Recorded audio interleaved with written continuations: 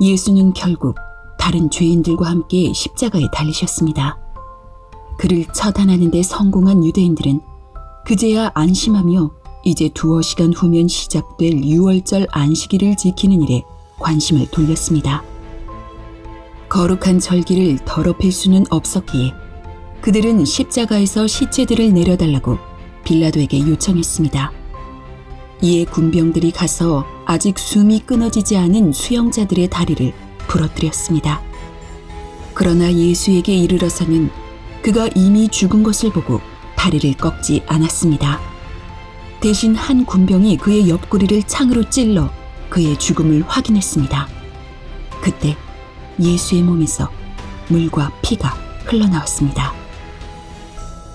이 광경을 옆에서 지켜본 요한은 전율했습니다. 구약 성경에 기록된 여러 가지 일들이 예수의 죽음을 통해 하나하나 성취되는 것을 확인했기 때문입니다. 십자가에 달린 사람은 보통 그 위에서 목숨이 끊어질 때까지 며칠간 고통을 겪지만 이번에는 십자가를 얼른 철거해야 했기 때문에 거기에 매달린 이들은 다리까지 꺾이는 수모를 당해야 했습니다. 그런 상황에서 예수의 다리가 꺾이지 않은 것은 유월절 어린 양을 먹되 뼈를 꺾어서는 안 된다는 말씀이 그에게 성취된 것이었습니다. 그뿐만이 아닙니다. 십자가에 달린 사람을 창으로 찌르는 일은 본래 없었지만 예수는 그런 일을 당하셨습니다. 이 역시 그들이 곧 그들이 찌른 자를 바라보게 될 것이다 라는 예언이 성취된 것이었습니다. 그렇습니다.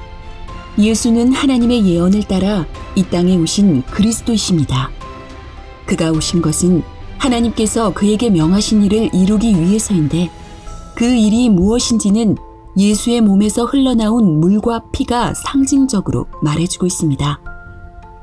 예수는 물로 침례를 받으심으로써 죄인처럼 이 세상에 들어오셨고 십자가에서 피를 흘리심으로써 우리의 죄를 대속하셨습니다. 우리는 그 피를 의지하여 죄사함을 받았고 이제는 그가 주시는 물을 마시며 영생을 향해 나아가고 있습니다.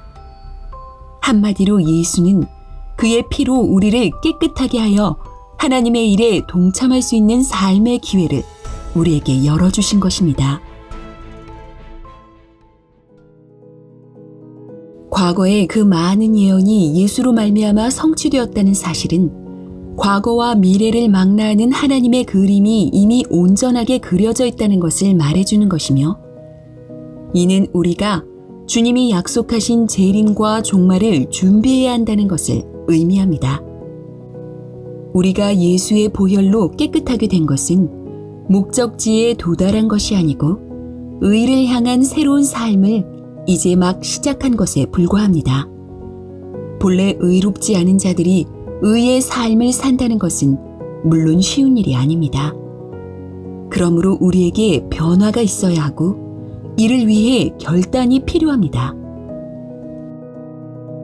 하나님의 아들이 고난을 받으심으로써 우리에게 주신 이 새로운 삶은 여전히 위험 요소를 가까이 두고 있는데 그것은 바로 나라는 존재입니다. 이 작고 불안정하고 무능한 존재가 주인이 된다면 모처럼 우리에게 주어진 이 새로운 삶의 기회는 실패로 끝날 수밖에 없을 것입니다.